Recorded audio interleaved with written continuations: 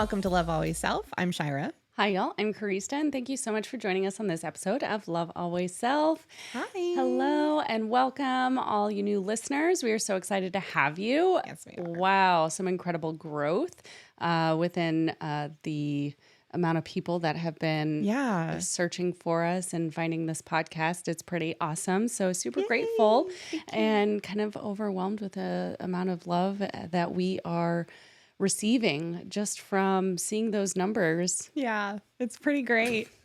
It's pretty awesome. So thank you all so much for subscribing to our channel. We definitely are watching the growth happen, and we could not be more grateful for this experience and that you are enjoying our content and the shares and all the growth that we're going through. And hopefully you're on the journey with us. So thanks. Yeah. So today we are actually working on integrating back into this reality, regular old life. Yes, we are. We just returned from a retreat with Innerbloom Podcast. They hosted a Blooming on the Water retreat in South Carolina, and we got to have some really incredible experiences and create some beautiful connections with a group of women that we had never met or interacted before with. So that was just, it was so amazing. And so we just kind of want to share a bit about our experiences and just some of what we've learned and things that we are growing into now. Yeah. I'll go first. Go for it. All right. Well, I want to kind of talk about first the leading up to the retreat. If you've been watching back on any of our previous episodes, you know that Carrie and I had kind of went through quite a bit. There were some struggles. Right? Lots of, we'll call them challenges because challenges make us, those promote the most opportunity for growth. So we're going to chalk it up to growth opportunities. The lessons of Earth School. Exactly. And so as like the day before and then the day of our actual trip to this retreat, Carrie and I had, the same flight and we both got, like, she messaged me that morning and was like, what's your ETA or something? My boarding number. Oh, your boarding number. That's right. Yeah. And I was like, I'm number whatever, but it was in like, we were 44 and 43. That's right. 44 and 43, which we had been receiving a lot of synchronistic numbers of anywhere in the 2s, 3s, and 4s, like the repeated numbers. And so that was fascinating. And then we get on the plane and we basically had free range of whatever seat we wanted. We ended up in 22 and 23 or something like that. And then we are making our way there. We ended up renting a car so we could travel there because we planned to stay a couple of days after the retreat in a different town nearby. And so we get to the main road to the house that we were staying at or the retreat center. And the name of the road is Brady. And I mean, it's like Brady something, whatever, but it starts with Brady. And we were both like, well, actually, Carrie, you recognized it because I was focused on like, where am I turning, blah, blah, blah. And she's like, oh my God, Shira, the name of the street is Brady. And I was like, my guide, Brady? Really? I was like, oh, and it just had this like overwhelming sense of like validation and you're on the right path. Absolutely, it did. Yeah. And that was really fascinating. And so that blew my mind. We get in, we say hi to the hosts, Alexa and Ambi. We freaking love you. That was super, super cool. And just having like a little bit of a downtime before everyone else arrived, which was amazing. It was a gift. Yeah, it was an absolute gift. The location was beautiful. We were right on the lake. There was floor to ceiling windows in the house, like beautiful view.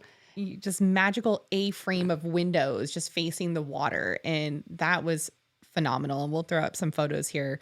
But it was super, super cool. And, I myself, I love water. But if you add like mountainous tall trees and water in the same location, which is basically where we were, it was like, what? Like you just felt that land and it felt comfortable. Like that location was so comfortable. The vibration of the surrounding area was definitely different than Austin. Yeah. For sure. It was definitely a little slower, a little more peaceful, a little more stop and smell the roses and appreciate that moment. Yeah. Yeah, it was. And you felt that as soon as you arrived, as soon as you got out of the car, it was just like, you know, so I mean, it could have been like a combination of like what we were planning to do, the people that were arriving, the location itself is just so calm. And that man, that view is like something else. The lake didn't even look like a lake. It looked like the ocean. I was like, are we connected to the ocean? Like how does that look like a lake right now? Oh, and then the events. Yeah. And you know, I almost, I really thought about canceling beforehand. With everything going on in my household with the flooding issue, with the drainage, and then my spouse recovering from his ACL repair, there was just like a lot of concerns that I had about leaving and whether or not he'd be able to manage around the house by himself with the dogs, especially because some of the work that we had done, it created space between our fence and the ground so the dogs could get out. And the night before we left, we left at 7 p.m., and we flew out, like we left my house at 4:00 in the morning to get to the airport. And at 7 p.m. the night before, they finished the work on the drainage situation. They put up a grate so the dogs couldn't get out, and it made it safe for me to leave and go to the retreat and with peace of mind. Right. And so I don't know if I would have been able to garner that peace of mind without that work being done. Because don't get me wrong, I still have access to the Ring camera that, views the space outside that tends to flood. And so I did check it every once in a while because we got several flood warning notifications from Austin while we were out of town. But it was fine. Everything was fine. And I was able to actually have an opportunity to let go. Yeah. Yeah. You did just remind me that when we arrived to the airport and we were taking the ticket for the garage parking, it was 4:44 a.m. That's right. Yeah. Another synchronistic moment. So, and then when we arrived and everybody else started arriving, again, we had met Ambrosia and Alexa via Zoom or online, and we followed their podcast for a while. But this was the first time we actually got to hug them. And be in person. And that was just like, I don't know. It was just like this, finally. Yeah. Feeling. And, the group was small. There were 6 attendees and then the 2 hosts. And it was a perfect group for diving deep, being vulnerable, and transformation to occur. Yeah, it was. And you felt this like, oh my God, we've been friends for like decades kind of feeling. Like everyone vibed so well. And the amount of synchronicities between all of us, like if you ever needed to meet a group of people and just have a mirror reflection of everything you needed to see, that was this group, which was fantastic. Absolutely fantastic. It was like, it couldn't have gone any better than it did. It was pure magic. Right. We all had moments of like releasing. And I think I'll admit, I think I was the first one to break down.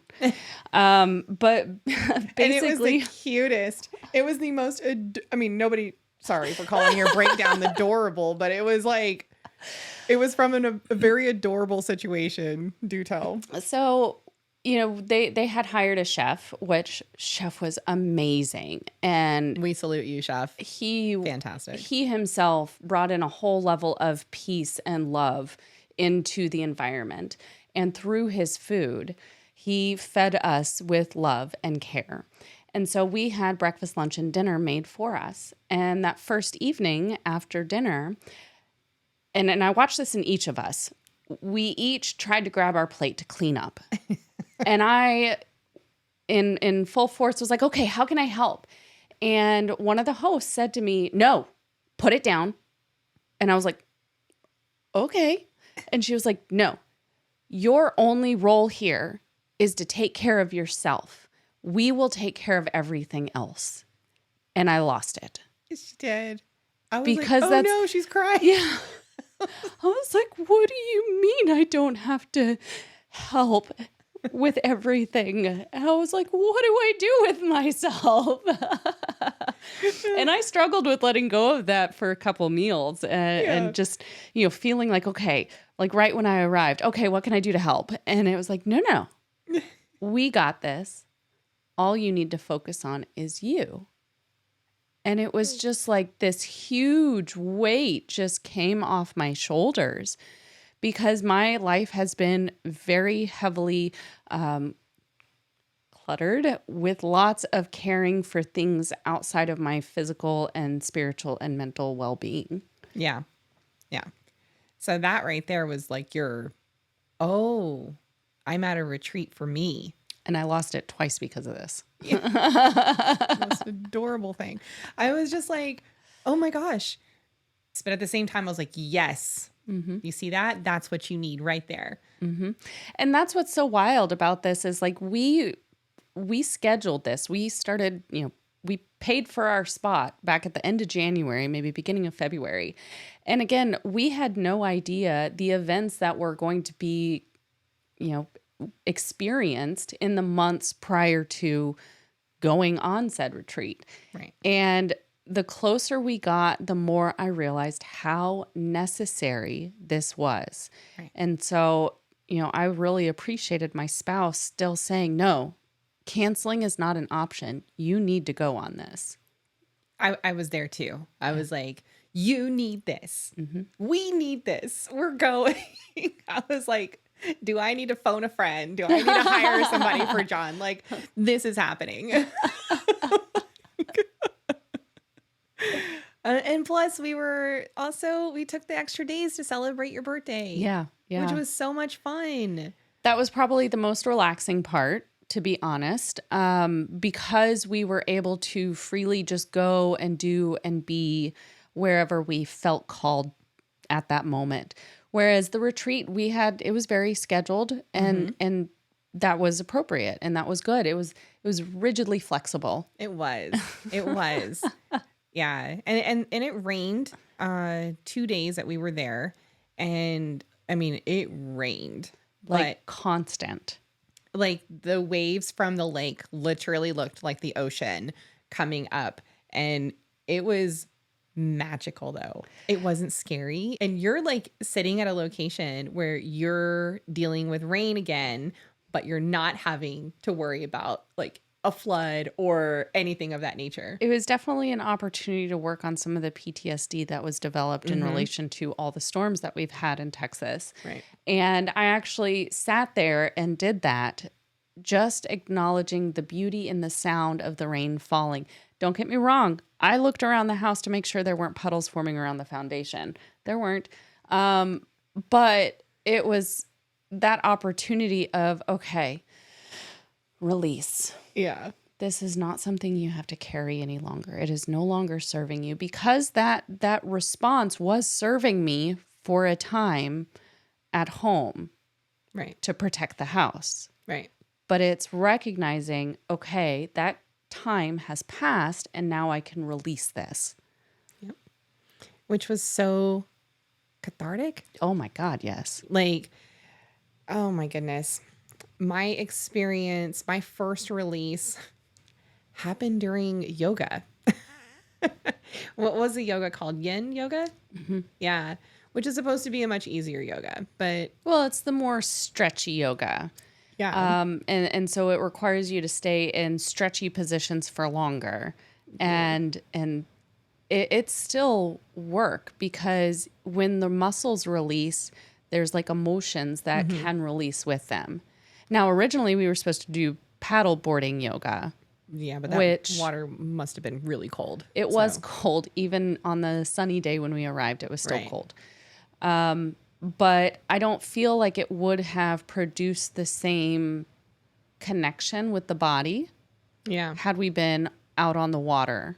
Yeah, we've been focused on not drowning probably. Right. So yeah. Exactly. So I think everything happened for a reason. Right. The lake activities got canceled, but we still did all the things that we were meant to do. Yeah, exactly. And they moved very well with, The flow of the things. flow of things and the changing of what needs to be done because of like the environment or whatever. And the group. Right. So that was bliss. Yeah, but during yoga, the instructor, I could tell, was like, she kept her distance at first, but she knew that I was struggling. I could, I was looking up, trying to make sure I was doing the poses right, because I had never done this style of yoga before. And I was realizing very quickly how, number one, I felt very out of shape, because I was looking over at all the girls and I could tell that they seemed to be doing everything with ease. I think one person was asleep, which was hilarious. We found out later. Yeah. And I was struggling. I realized very quickly that I don't move much during the day. I'm at a desk a majority of my day.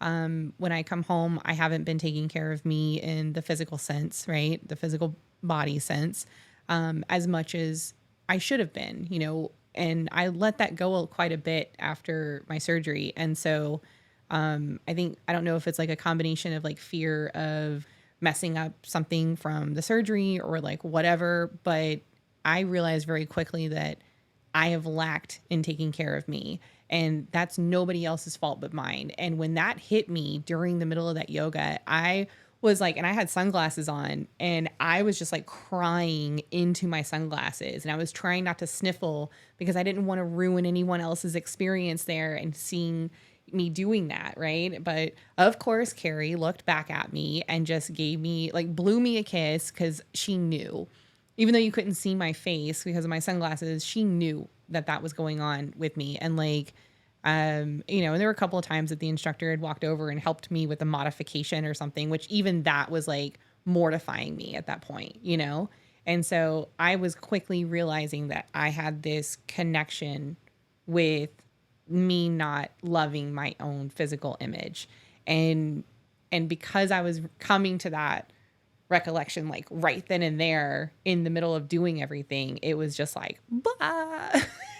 So and then none of the other girls knew that even happened. And so I ended up telling some of them, I was like, yeah, well, my first breakdown was during yoga, which is so funny to me. But yeah, so that was my first moment of realizing, oh, okay, I needed this too, in that way. Yeah. So. Yeah. Some of my favorite things that we did was the work on developing intuition. And that was one of the main focuses, I believe, of this experience. Right. Was validating, or at least bringing to light, that we all have these abilities to connect with the unseen. Yep. And one of them was really cool, where we like drew on each other's backs, right? Yeah. And the person in front had to draw the image on the back of the person in front of them. And so there were rows of 3. And what we found was that we all really sucked at it. And nobody, like 9 out of 10 times, no images were correct. But what that represented was our filter when we receive information from source or from our guides, and how that, because of our language and our own barriers and understanding, can make us question what the information is that we're receiving. And so what I gained out of that was that we are actually acting as a conduit. We are like the telephone. Yeah. So when we are practicing those intuitive skills, if I am this physical telephone spirit is speaking into the receiver, and then the one receiving the information, not just us, like it's going through the telephone, and that the other person that's receiving it, it's kind of up to them to interpret it. Because there's a lot of times where we question and don't say the first thing that comes to mind. And so and I did this a lot, or at the very beginning, I did the group think thing, Right. where I listened to everybody else's answer and I denied the information that I was receiving, Right. which I found out later was actually accurate. Right. And so I kind of kicked myself in the butt later. It was like, meh, trust yourself. Just spit it out. Just spit it out. And if it's not about being wrong or right, it's about helping and assisting and loving and guiding. And even if the information is not understood in that moment, it could be days, weeks, months, years later where they're like, oh my gosh, now I see this connection. Yeah. And so this practice, was really, or practices were really about becoming aware that we all have these abilities. Literally all of us.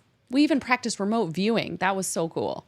Yes. And we're going to pause. All right, everybody. We had to take a quick second. We ordered a beautiful breakfast and it arrived, of course, while we were recording. So we're back now. So back to remote viewing, huh? Yeah, I was like, what were we talking about? So one of the exercises that we did, or that was conducted by the host, was a practice in remote viewing. And if you don't know what that is, basically you are in a space and trying to connect with another space, to whether it's connecting to that person to see what they're viewing, or just connecting with that space to see, what you're seeing. Right. And this was really cool because, again, it's really a practice in learning to trust yourself and not necessarily needing to be right, but then also realizing that what you receive as far as the images are somewhat distorted. Yeah, that's true. And so the host was in a space. I believe she said she was in the closet, one of the closets, and it was a larger closet. It was a large closet, yeah.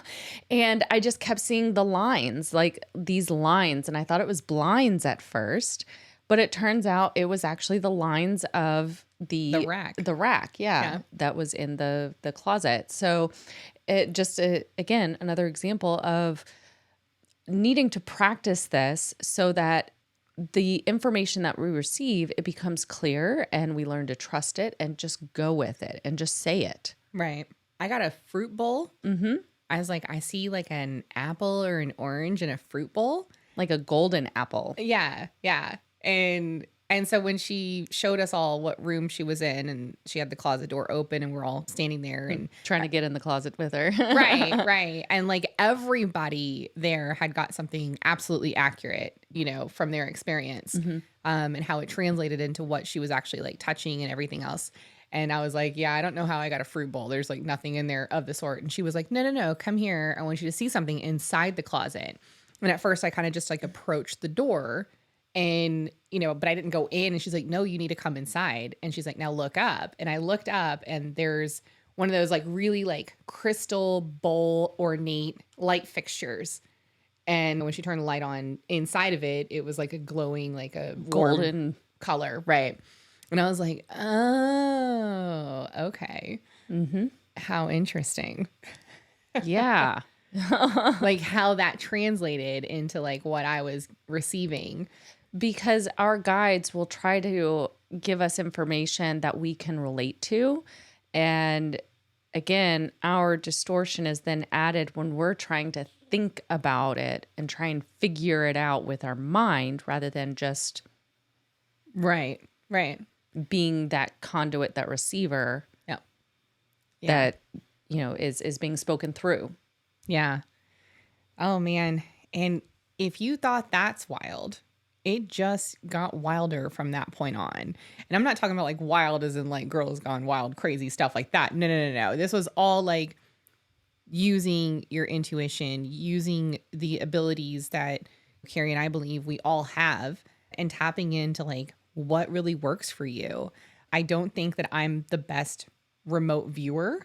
And we've talked about that before. But again, we're like taking baby steps. Right. Right? This is just we're still being fed, spoon fed kind of thing. We haven't learned how to pick up the fork by ourselves and feed ourselves. Very true. Very true.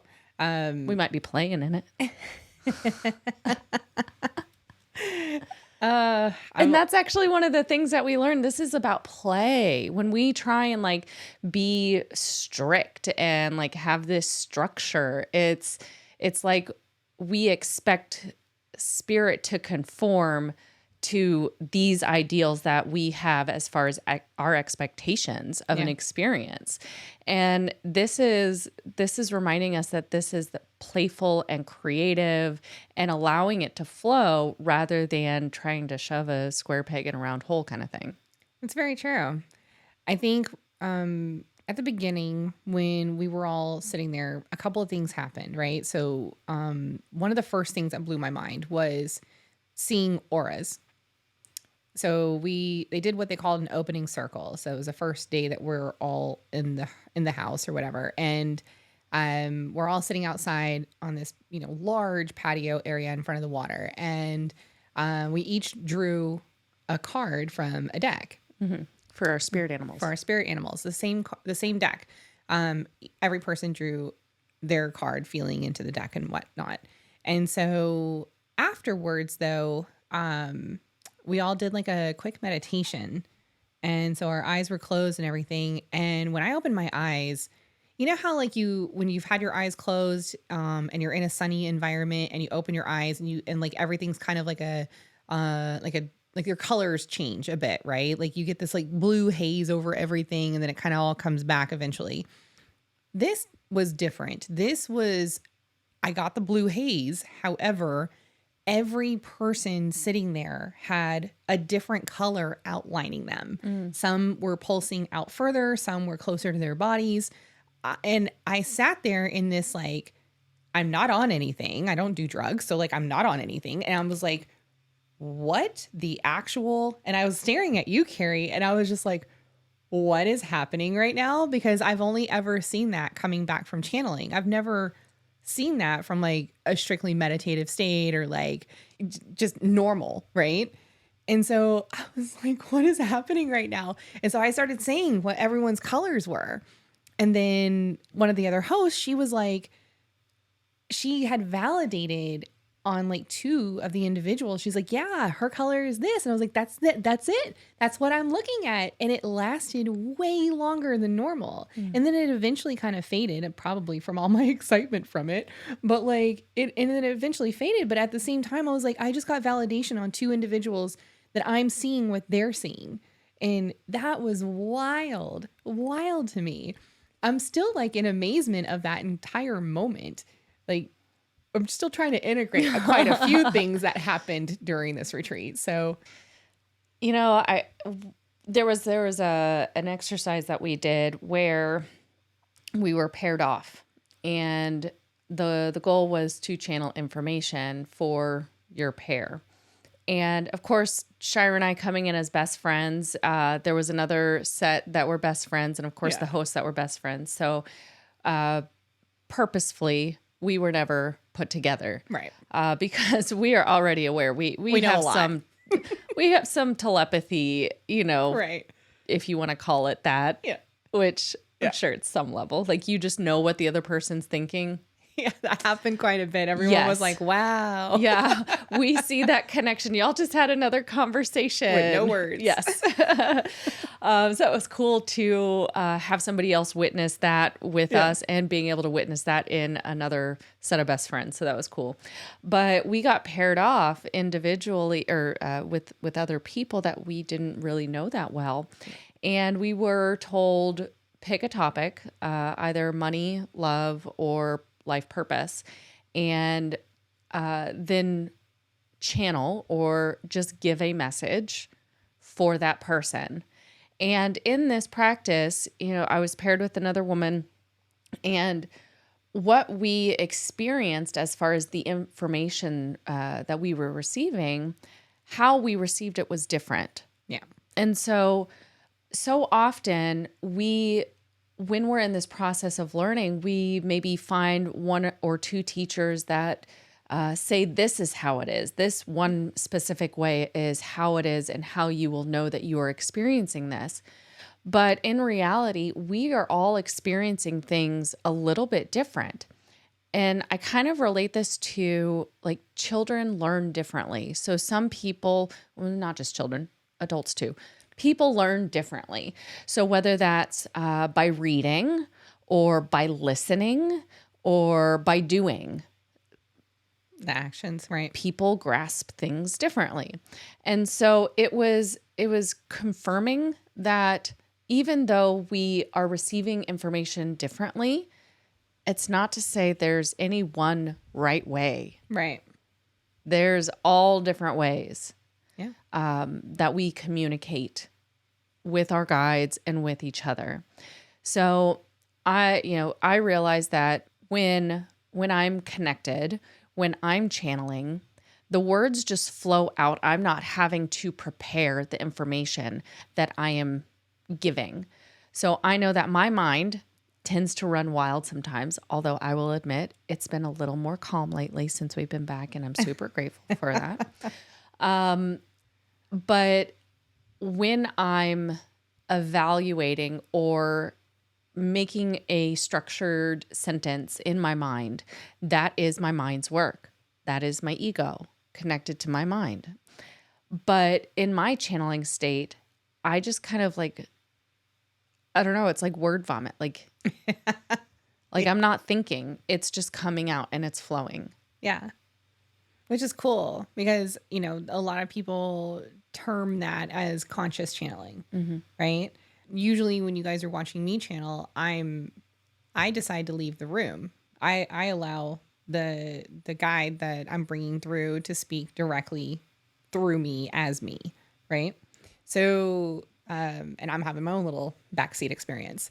And that's kind of, and I have been a little bit less inclined to do that lately. And I haven't quite put my finger on why until this retreat. And I felt like all the events of my life led up to the moment we're going to share with you. I just want to start by preface this by saying, I know that it took some pushing. It did. And encouragement. We'll call it encouragement. But as we were, or you were getting ready to embark on this next part that you're about to share with us of your spiritual journey, we realized, and we discussed this, that there was not going to be a better opportunity for you to step into your true power and stop limiting what you show. Yeah. Because the group that we were surrounded by, we had already been able to be vulnerable. We had already made deep connections. We were already aware that we all held and still hold unconditional love and acceptance for each other. Right. And I just have to say, I am so impressed by you. Oh my gosh. Thank you. All right. Do share. Oh, geez. So I'm going to start at the dinner. Okay. No, I'm going to start right before the dinner. So right before the dinner, one of the hosts, Ambrosia, she's been my coach for a while. She's been working with me for a while. And I love her bluntness. And if you're listening to this, I love your bluntness. That's my favorite thing about you. And so she had been pulling everyone individually in a separate section of the property, and working with them one-on-one. And I had waited to be the last person to go. And the reason I felt compelled to do that is because I have spent a lot of time with her, and I didn't believe, or I didn't think that anyone else had had that much time with Ambi as I have, out of that group of individuals. And so I was like, oh, I'm just going to go in there. Maybe we'll just chat. I'm going to check and see how she's doing. Like, no big deal, right? Like, I don't expect like a reading from her or anything like that, right? because I've received so much from her already. And so, but man, she handed it to me a little bit, and she was very blunt. She's like, I mean this in the most loving way possible, but you're holding back, and you've been holding back since you got here. And I was like, oh snap, she said it, right? And I was like, well, yeah, yeah, I guess. And I was like, look, I've been working on these abilities for a while. I had a lot of time to work on it during my recovery, and then since then. And, I just don't want to sound or come across as egoic in any way, because that's just not me, or boastful or anything of that nature. Like, I don't want to come across like that. And I was like, and I'm just trying to make sure that everyone has space to do their thing, to talk and to learn. And she was just like, yeah, no. And she has said, well, we're going to do, and tell me again what it's called. A gallery reading. Thank you. I don't know why I can't remember this, but she's like, I want you to do a gallery reading tonight. And I was like, what the heck's a gallery reading? And she's like, so you're going to sit down in front of everyone. And it's like, when you see people that are pretty well known for this, and there's a lot of people in the room, and then you start saying what's coming through, and then that leads you to it being for somebody specific in the room. And I was like, huh, never done that before. Like a group channeling. Right. Nor have I ever done channeling out, like, especially like using the abilities that I've been learning outside of showing it to you on this podcast, which is virtual, or just directly in front of Carrie. So she's the only person that's ever been in the room with me besides maybe Steven when I'm doing this. And so that was like, whoa. The panic having set in. to step out of your comfort zone. Yeah, for sure. So I kind of looked at her and I was like, I'm sure my face was like, no. And then we shared this like crazy magical moment where she learned a new or reopened a new ability that she has. But definitely check out their podcast for that story, because that's insane and awesome. So then we go to dinner, and we're sitting at dinner, and I had known that we were going to present you with the surprise birthday cake, right? So I was like super pumped about that. I was trying to get somebody that was sitting next to me to not say anything, because, she had saw the cake. Or the treats that were coming. And so they're bringing it out. Now, mind you, I'm like, I'm going to be present for this moment. I got to make sure I film it, the happy birthday to Carrie, and be so excited. But at the same time, right after dinner, I know what's coming and I'm freaking out. So like, basically as soon as we were done, like singing happy birthday, I think I plowed through my little piece of treat, like, very quickly, probably more like on the nervous eating side. Yeah. And like, did you even experience it? I don't even know. So good. It was so good. Thanks, chef. And then everyone was still sitting at the table, and I like got up and I went back to where we were staying, and I was like, oh my gosh, like this is crazy. Can I do this? And I started doing the whole doubt thing. Right. And then, and I was wearing a hoodie at the time. But I had it back, and I looked at my AirPods, and I remembered what the Reiki, because we all did like a Reiki session, like quick 15-minute Reiki sessions with this instructor that came by. And I remember her telling me, she's like, dude, you have like a very, very open third eye. Like, you have the ability to see things. She's like, and I'm betting that you know things and you don't know why you know things. And I was like, that's extremely accurate. And she's like, your crown chakra is not in alignment with your third eye chakra. You need to work on that. So she did her thing.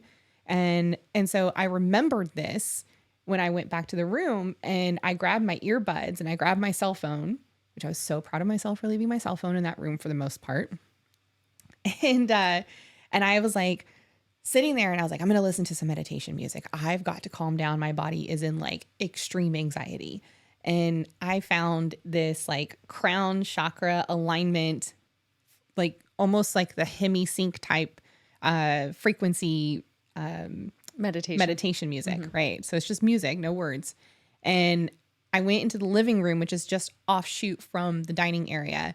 And I just sat there and I put my hoodie on, and it felt like I was, you know how like when you're scared as a kid, you run under the covers to feel protected. That's what I was feeling like with that hoodie. Yeah. And so I was sitting there and I remember putting the music on, and I could still hear all of you ladies talking, in the background. And I was like, nope, this isn't working. And so I pumped the volume up a little bit more, and I could still hear you. And I was like, I can't shut it off. And the nervousness, because I'm starting to count how many people are there. Right. And I was like, so I just pumped the volume up as high as possible. And all of a sudden, like, everything was drowned out besides that music. And so I just sat there with my eyes closed, and then all of a sudden I was just like, okay, I'm ready. And I asked my guides to come in and assist me. And I asked for anyone that needed to speak through me or send messages to anyone that was there that would be receiving it at that time for their highest and greatest good only. And as soon as I said that, I'm getting chills just talking about it again. I felt like the room became extremely crowded. And I was like, whoa. Like you're trying to wiggle your way through a concert, like crowded. Yeah.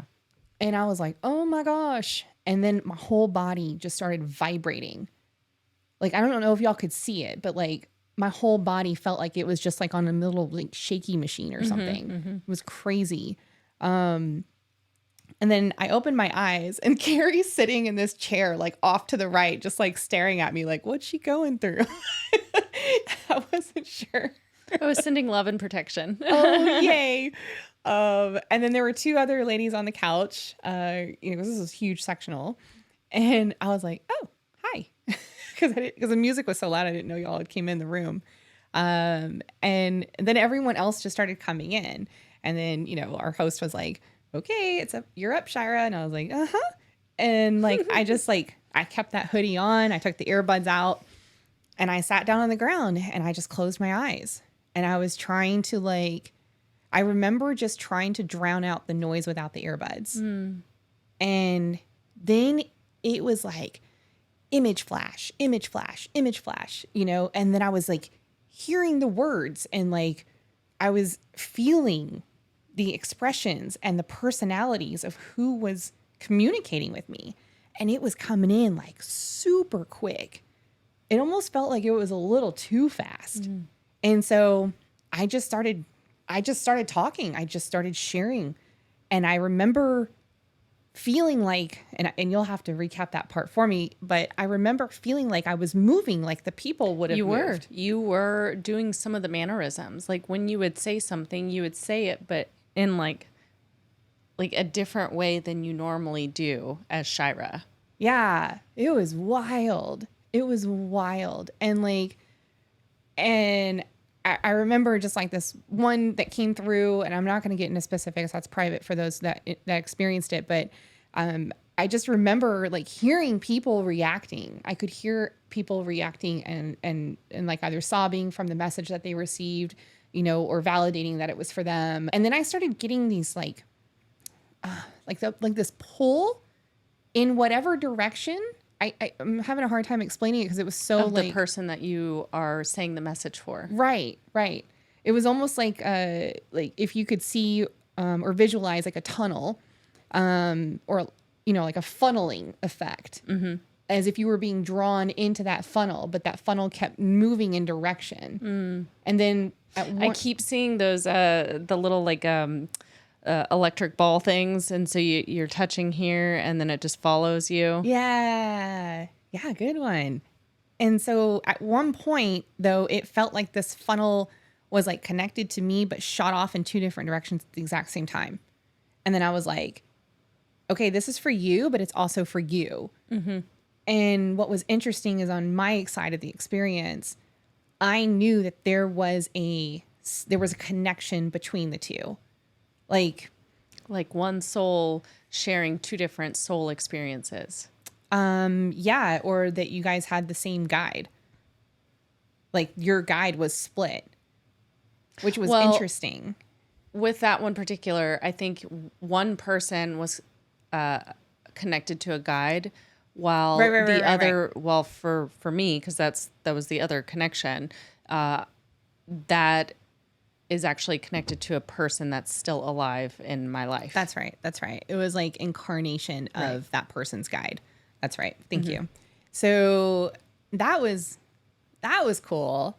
There was, an individual that came through, and I saw the entire experience of their passing.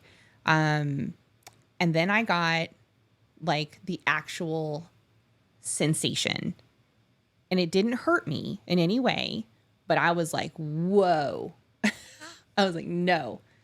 And as soon as that happened, I did freak out a little bit because I've never felt anything like that before. And then, my beautiful coach, she jumped in and she's like, hey, you need to put a wall up. You're in control of this, not them. Right. And so as soon as that happened, I felt, or as soon as like I opened my eyes and acknowledged her, but everything was so blurry in that room. Every time I opened my eyes, I was like struggling to see what reality was. Right. I felt like somebody was standing behind my left shoulder and just put their right hand on my shoulder. And as soon as I felt that pressure on my shoulder, it was like the whole room became peace. The quickness that was happening all just slowed down. The vibration was still there, but everything just slowed down. And I was like, oh. And then I didn't have this emotional reaction. And that was something that you did experience, and maybe you weren't aware of it, but you were actually connecting to the people in the room and what their emotions were in response to the information that you were sharing. Right. Yeah, there was this like, with one individual, there was a swelling of like, I wanted to cry, in this like longing and sadness. And so that was, but I remember just kind of sitting there just like, what is going on? Because it wasn't my emotion. And I knew that, And so, but no, all of that just dissipated when I felt that hand on my shoulder, which was just beautiful. So it was very, well, number one, I didn't know I could do that. Really? I mean, I knew I could do that, but not like that. Yeah. Not like that. Not feeling it like that. Not seeing and you were the vividness of it. You were compared to like Teresa Caputo. Yeah, that was cool. Which is her. Long Island Medium. If you don't know who that is. Yeah. I think you can find her on Netflix or Lifetime or whatever it is. That's like the best compliment anybody could ever, like, what? And what this experience allowed for was not only the support and encouragement in really opening yourself up rather than holding back, but it was also a safe enough space where you were able to get feedback that was helpful for your protection, for you going forward too. Right. So, right. I mean, honest to God, I could not think of a better time and space and group of people to do that with. And again, I am so impressed and I am so proud of you. Thank you. I may have attacked her. She did. I have a picture of this. Just booties in the air. Like we're going to throw up the photo. Yeah, I have a picture. She like totally she football tackled me to the ground. She was so excited that just happened. And I was like, you were already on the ground. I was like, from a seated position to a laying position. But yes. Slight flying squirrel on my part. I was like, whoa. Which was so cool to even receive that, from you. I mean, it's not like I don't know that you're, always like my cheerleader, but that reaction alone gave me this sense of like, because I'm not going to lie, when I was about to open my eyes and when I did open my eyes and I'm staring at everyone and everyone's just looking at me like, what the heck just happened? Right. At first I was like, uh-oh, like, oh, right. I'm in a room full of people. So, like, it took me a second to like allow that to re-register. And then I just made eye contact with Carrie and she just had this like, yes, like kind of like, and then she just came and like tackled me, and it was so cool. And I was like, Like, thank you. while you were doing the reading, I definitely caught myself a couple times, like big shit-eating grin, like just super proud, like mama bear proud. And I'm like, oh, but this is really hard information for those people to hear. And I'm like, okay, tone it down a little bit. Tone the smiling down. Yeah. Yeah. I think one of the most fascinating parts, as if any of that wasn't crazy, but like one of the most fascinating parts was when I did put that shield up and I said, yo, no, we're not touching, right? That I got this very clear visual of this individual sitting, cross-legged like I was, directly in front of me, and was like, hey, I'm super sorry. I did not mean to scare you like that, right? And I was like, oh, okay. So it made everything like less, like there was no fear. You know what I'm saying? And the amount of images, that was very fascinating. I got to see one of the coolest guides. I'm gonna draw this, and you know who you are, and your guide is amazing. And like, she was just so much fun, so much fun. And that gave me this like sense of like peace and walking away from the experience. And trust me when I tell you, I am still integrating this. Like, I'm still fascinated by the fact that that even happened in the first place. And I just didn't know that it was going to ever amount to that. But what was even more fascinating to me is that 2 to 3 weeks prior, I had gotten this flash image of me sitting in front of a circle of girls, and I was like doing weird body movements towards them. And I was like, that's weird. That's not happening. That's not happening. That's really weird. And then that's literally what played out. Just maybe not as like moving, I guess. I don't know. I didn't see it, but I know. And I was sitting there like watching this happen, and I was like, do I pull out my phone and record this? I was like, she's going to want to see it. But at the same time, like, I don't want to overstep anybody else's privacy. Right. Yeah. And right. I didn't want to make it awkward, but yeah. And there was definitely a lot of release that happened in the messages I was sharing. And absolutely. So, and that's one of the things that I'm like, dude, if you don't do this, like, it's about getting out of our ego, right? And realizing that we can help a lot of people and provide a lot of opportunities for people to find peace and release. And that was probably the best takeaway and gift out of that entire experience, that I knew that as soon as it was done. The rest of it I'm still integrating because it was wild. But that part alone was, did I just help people that I've just fell in love with while being here? Did that just happen? It did. And so that was the best feeling. And it makes me want to cry right now, just even talking about it, because that was an incredible feeling to have, that I was actually helpful, to other people's healing process. So, which is literally why we do this podcast. Speaking of tears, we, at the very end, the last day, we did a closing circle. Oof. Yeah. And I think we were all in tears at one point or another with this. Yeah. But the thing that I want to communicate about this was, so often when we view ourselves, the mirror that we're looking through at ourselves is more like a funhouse mirror. There's all these distortions, and maybe we're looking at it with one eye closed or cross-eyed or something like that, and we're not seeing ourselves as we truly are. Right. And this closing circle, we each took turns sitting in the middle and receiving compliments, encouragement, love, how other people see us. And that was probably one of the most impactful experiences I think I've ever had, because as the person sitting in the middle of the circle, you're not allowed to decline any of it.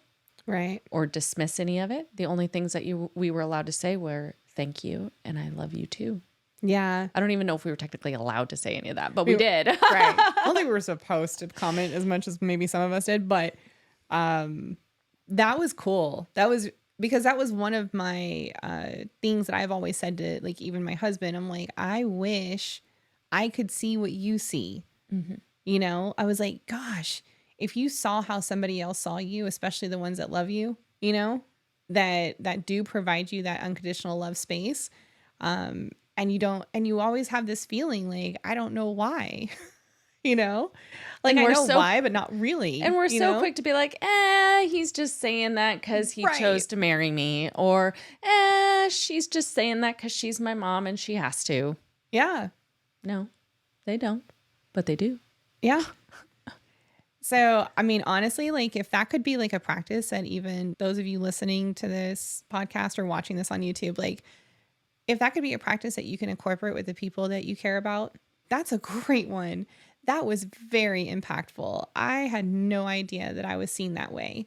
And that was huge, huge to walk away from, you know, that being our last part of our experience at the retreat. And like, I've only known some of these people for a few days.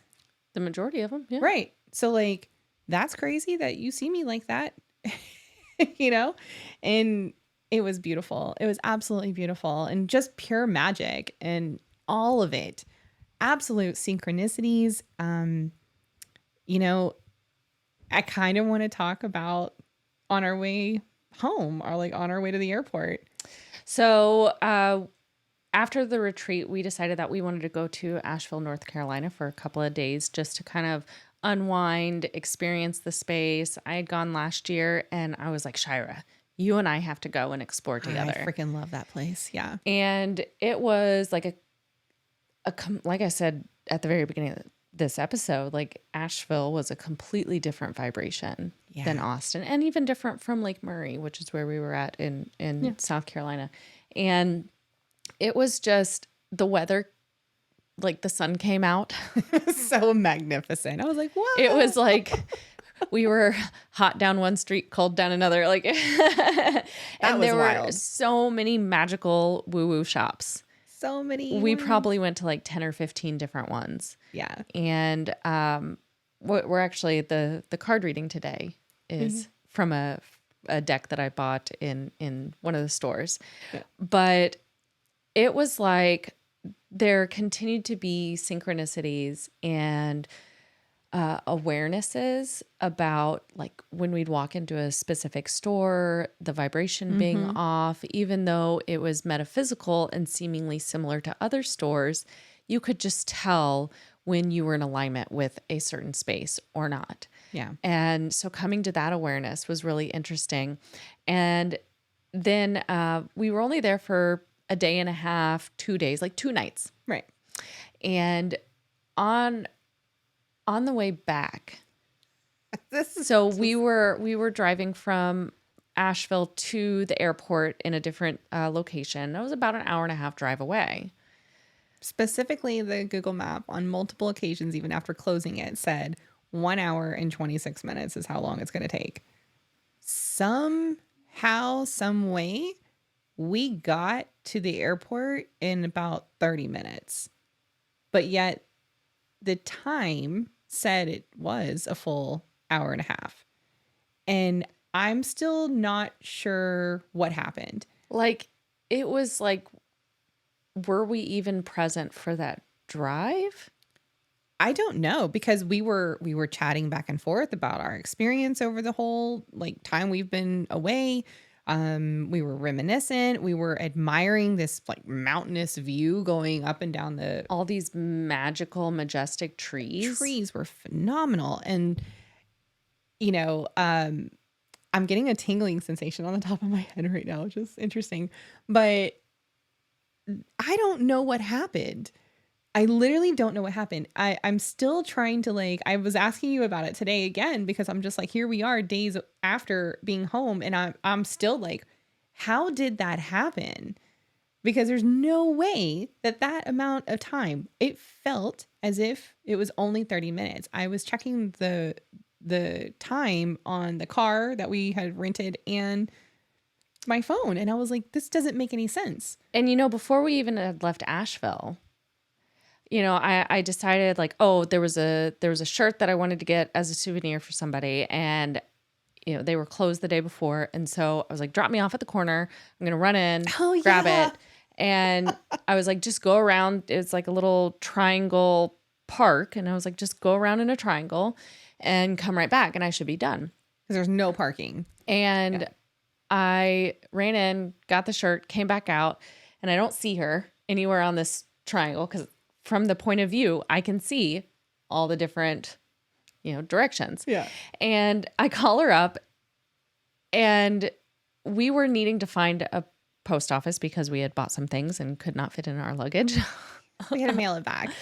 Well, in the time frame that I had run in and come back out, she was trying to go around this triangle, but a car had, I guess, cut her off, or she just couldn't get over to where she could turn, and ended up turning down a side street and finding a parking lot to where she could turn around and come back to get me, realizing that parking lot was the post office. Which was our next stop, which we didn't know where it was yet. We hadn't even looked it up on Google Maps yet.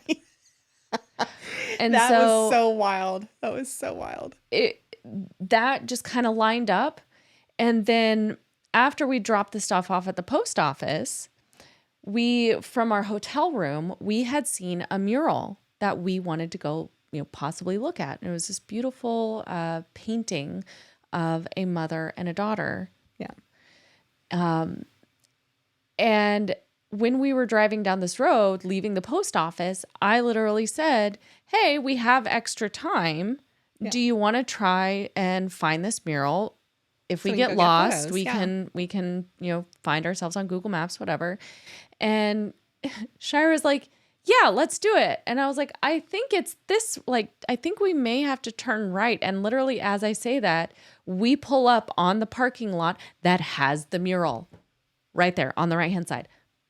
It was so wild. I was like, how? Because that should be way over there. It just felt like our intentions or our desires were being manifested in real time. And it happened real time in front of us. At one point driving, I had said, there's this one person that was holding up traffic a bit, just going slower than they should in the left lane. And I was like, and I couldn't see because the vehicle was big.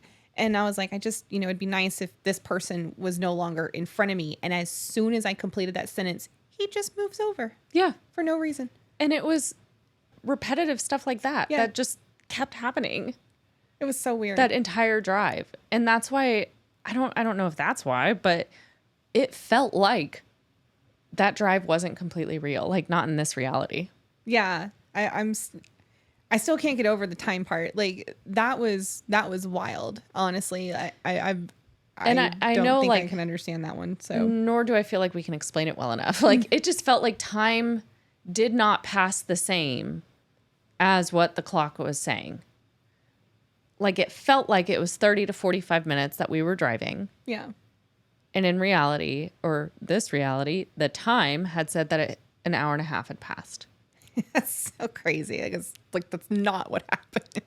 And even the map took us on a route that was so... we weren't even on the highway. We were no longer on the highway. It took us down some back road through really small towns, and it was single lanes one way versus the other, and which I'm not even sure why it pulled us off the highway like that and cut us through in that direction. It was wild. We even stopped for gas and a restroom break, and so, it still said the same time. We still made it there on the same time. Just, it's so weird. So weird. So, I would love to hear a response to this. I would love to hear what your thoughts are, what's coming to you as we're telling you these stories. And interestingly enough, we've talked to a couple of the ladies since then, and they too have been confirming that time feels really different. Yeah, it does. It feels different. It doesn't feel the same. We're just going to go with we are now on a higher timeline. For our highest and greatest good. Our highest potential timeline. That's it. All right. Well, Let's switch over and we're going to go ahead and hop into the collective card reading. yeah. And as I shared with you before, we've got a new deck here. Sorry, it's a little hard to read on there, but this is called the Priestess of Light Oracle deck. And this is actually, I didn't realize this until after I bought it, but Sandra Ann Taylor is the creator of one of my other favorite decks. So that was cool. So Sandra Ann Taylor and Kimberly Weber are the authors, editors, artists, creators of this deck. So I went ahead and pulled 3 cards. This is my first time really using this deck. So bear with us as we work on describing and feeling into it. I do have my guidebook here if I want to reference it at all. But we have not looked at these Ever? No, since like Oh, laying okay. them down here. Oh, got it. I mean, I've looked at a handful of them when I was in the shop called Earth Magic. It was a beautiful store, like almost like an art gallery in there. Yeah. That's where we found this deck, or I found this deck, and so that's really the only time that I've leafed through more deliberately. Oh, nice. So let's see. What do we got? Yeah. So 3 cards came out today. And the first card that we're flipping over is the Divine Mother. Wow. Ooh. Underneath Divine Mother, it says nurturing compassion and grace. Now, this card, 'cause she's beautiful, almost gives me that, Mother Mary vibe. Yep. I'm sorry. Okay. We'll say that in a minute. That might be a story for another. Maybe a different episode. Yeah. We've got more stories, y'all. Wow. So very Mother Mary vibe. She's got the big, bright yellow moon in the background. She is kind of gazing softly down over her left shoulder, and she is covered in a purple robe. Do you see that beautiful hair? Yeah. There's something about the gaze from her face. She's got her head kind of slightly tilted away, and she looks like she's looking, down just a little bit, not dramatically. And there's just like this level of softness. Mm-hmm. And I keep thinking back into this like period of life where, when you're a kid, you're very young and you receive, like maybe you had a cry or whatever, and you just receive this like embrace from somebody that's a parental figure, whether it was your mother or your father or whatever. But there's this presence, there's this like divine feeling of care and love and support, which has been a really big takeaway from this last week's experience for me, is that, wow, we are so cared for and we are so loved, and there's divinity in every direction you turn. And it's just a matter of remembering that that's there and feeling into it.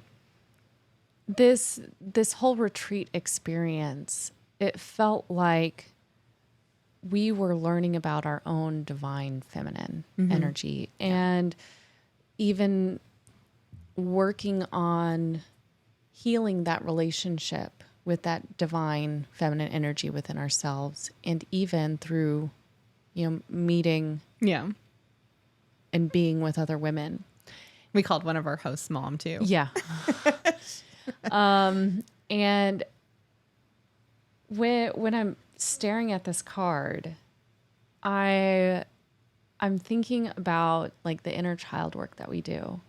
And it would be much nicer if we didn't have to go through all the traumas and stuff like that. But unfortunately, this human experience or school, like that's kind of the MO.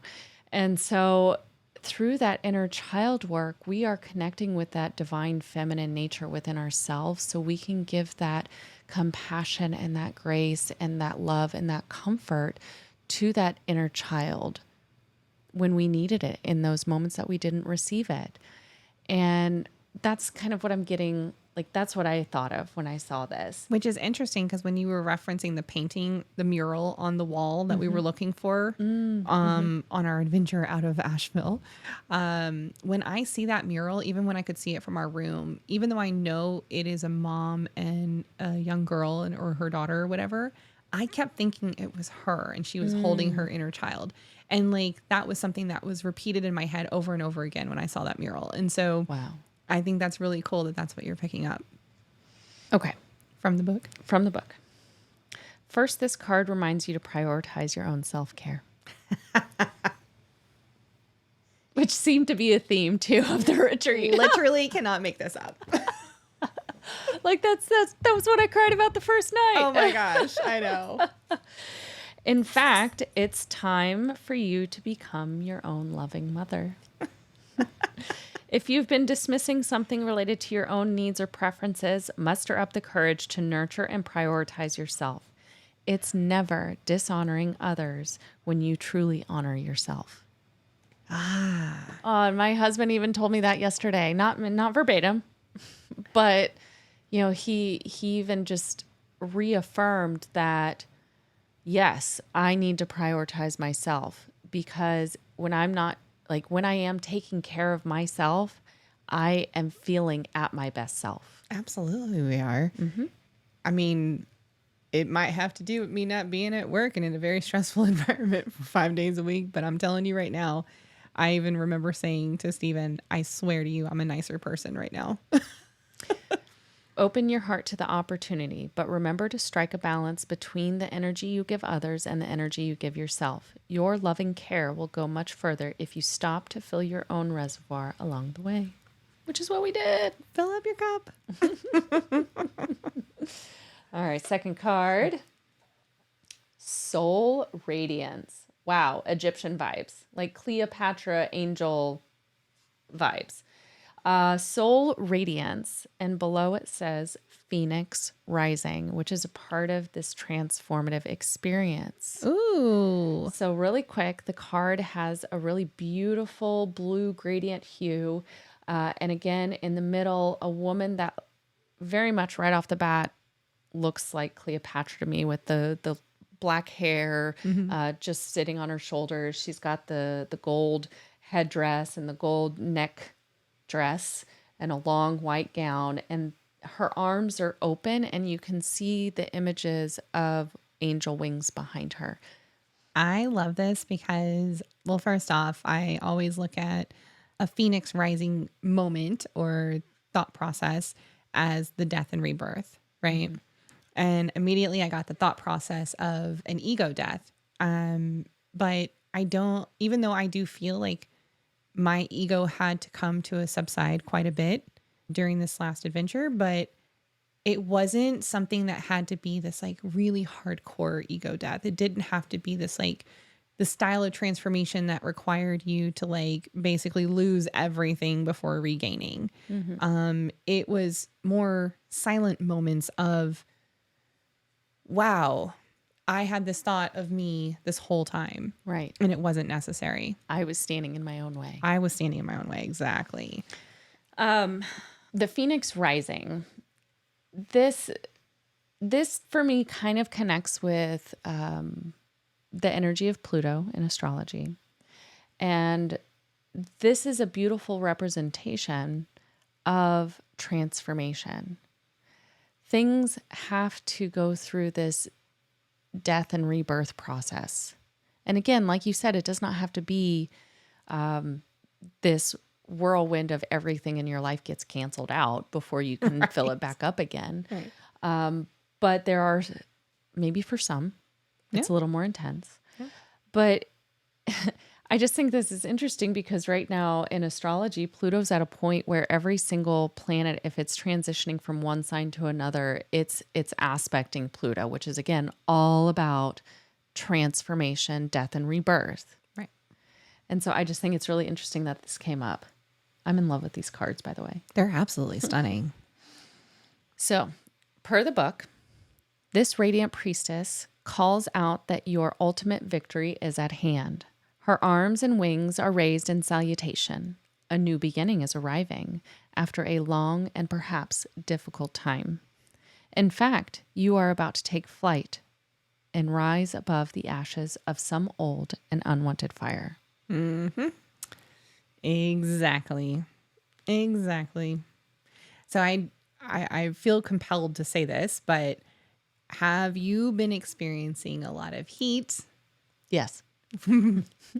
Like, are you waking up in the middle of the night with night sweats? Are you having like temperature, not just because the temperatures outside is like getting warmer, but do you just feel more warm in general? Like even in your normal environments, finding yourself having to get more of that ice water situation happening. I just feel like a lot of the shedding of the old is happening, not just in your external environment, but also internally. I do feel like I've had different temperature regulation going on. But I just want to say, get that checked out by a doctor, rule anything else out, and make sure it's not always woo-woo. Yeah. Yeah. Right. Yeah. It might just be that you ate a lot of protein one day. You're like me and you're going through menopause. Yay.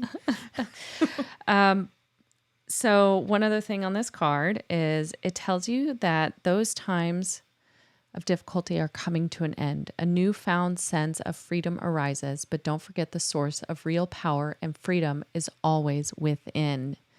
When you find yourself living through a dark night of the soul, remember the presence and truth of the spirit.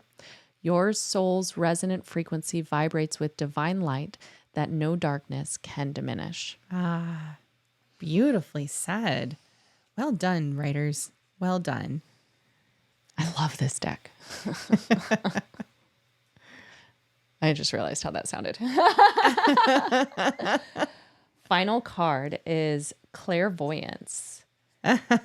Inspiration, interpretation, and freaking trust. Oh boy.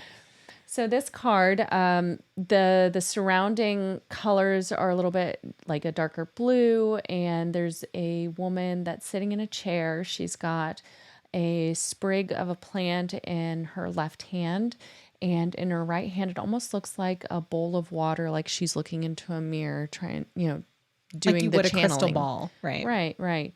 And she's just gazing down at that, and she's got like this. Just, I don't know why I'm pointing this out, but that head covering, because it reminded me of you covering your head when you were doing your channeling. Well, I'm definitely connected to this card, mostly because of the knowing of things before they happen, which that Reiki person was like, when you align your third eye chakra and your crown chakra, you're going to know why you know things. And that was so interesting to me because I was like, wow, that's fascinating, right? So this card really speaks to me. I do love this. That comfort, that headdress is just comfort. It gives a sense of peace when you're looking into the unknown. And usually the unknown can be very scary. So that's kind of what I was thinking about. This just reminds me of what I was saying earlier, of just learning to trust your intuition and the information that you're receiving. Yeah. Don't try to use that mind to interpret it because you're going to try and logic away. Yeah, you are. Remember, intuition and logic are different things, but they can work together. I think logic can work against us too. It can. It's the stepping out of your own way when working with your intuition is one of the hardest things to do because we have been told to like check ourselves every 5 seconds, Yeah. It's just a feeling. Pay attention to the logic. Right. It's not just a feeling. Feelings are the connection between spirit and our physical body. Your emotions have just as much truth to them as the thoughts. Yes. All right. So what does the guidebook say on clairvoyance? Okay. So this is actually the images of one of the oracles of Delphi per the book. And I thought that was interesting. And she is gazing into her scrying bowl. That's what they're called. Scrying bowl. Yeah, scrying. So you can do light scrying, mirror scrying. Don't do that. No, that creeps me out. So she knows that a message is coming. So she remains peaceful and unafraid. There are 2 steps of her process, however. Once she receives the information, which often comes in the form of a riddle, she must interpret its meaning. This process applies to your intuitive experience as well. Whether you realize it or not, you do have the ability to receive important messages from spirit. You also have the wisdom to make accurate interpretations. So working on that, this card is telling you it's time to let go of old doubts and open up to your own clairvoyant process, which just kind of like reaffirms what we went through. But do you see how these cards are connected? Like the Divine Mother working on healing and nurturing that divine feminine energy within you, providing compassion and grace for that healing and all your experiences that you've gone through previously. And then once you've been able to give yourself that love and fully receive it from yourself, that's when we can actually go through this bigger transformation and really rebirth into that love and that divine energy that we are. And then we actually can connect deeper with spirit and start to truly trust that we are being divinely guided. Right. That just like sums up the entire week. It was the entire week. The entire week summed up in like one spread from a brand new deck that we've never used. And you, Ta-da! and what was funny about this is that when you went to look at it when we were packing and we were deciding what we were going to mail back, she literally was like, well, whoa, I didn't know I was getting the same author Right. For this card deck as one of my other favorite decks. And, Which I had brought with me. right. And so I thought that was like synchronistic. And you almost, you were picking between 2 decks when we were at that shop. You were like, do you like this one or this one? And I was like, oh, dude, this other one's just like, whoa, you know? So, and then Don't get me wrong. There were some other really beautiful decks. Oh, for sure. For sure. And then we'll talk about the tiger situation on that card deck another time. But like that alone was just like, what is happening today? So yeah, tons of synchronicities, tons of openings, tons of discoveries that we are so excited and can't wait to start sharing with you guys. Lots of what? And aha. Yeah. And oh my gosh. Yeah. I did have a very like enlightening moment this morning when thinking about how do I take all the things that I've just learned and all of this like opening that I received and apply it every day and apply it in a way that I can help any of you listeners. And I know Carrie's working on the same thing for her end. So we'll share those when we're ready. When we're ready. Stay tuned. Stay tuned. Just want to let you guys know we love you so much. We truly do. And we are so grateful to be on this journey and be sharing this journey. That took a lot of guts to do that all on its own. Yeah. But we're enjoying this process, and I hope that you are getting what you need out of this too. Yes. And remember, like when you come upon these videos, you are finding them in exactly the right time that you're needing them. So it doesn't matter when we've recorded these or when you find these, it is divine timing. It is divine timing. And speaking of amazing timing, please make sure that you hit the like if you resonated with this episode today. Here on YouTube, subscribe, please. It actually helps the algorithm and it helps us grow.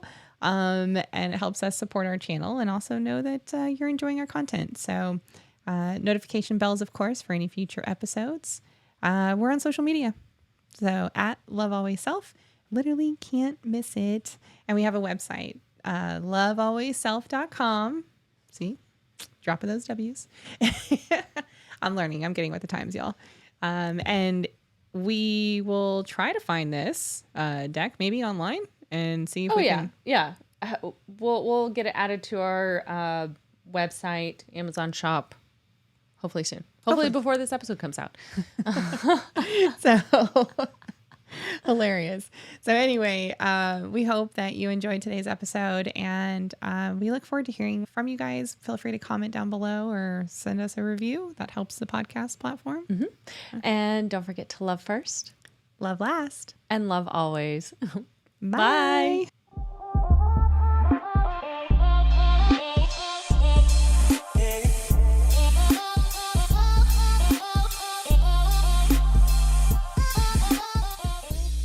Hey, listener, thank you so much for taking the time to be with us in this moment. We hope you enjoyed today's episode, and we look forward to our next connection. Don't forget to like, subscribe, and follow to stay notified of new content from Love Always Self. If you have any questions or topics you'd like for us to discuss, please hit us up on any of our social media platforms linked in the show notes below. I'm Karista. And I'm Shira. And until next time, remember to love first, love last, and love always.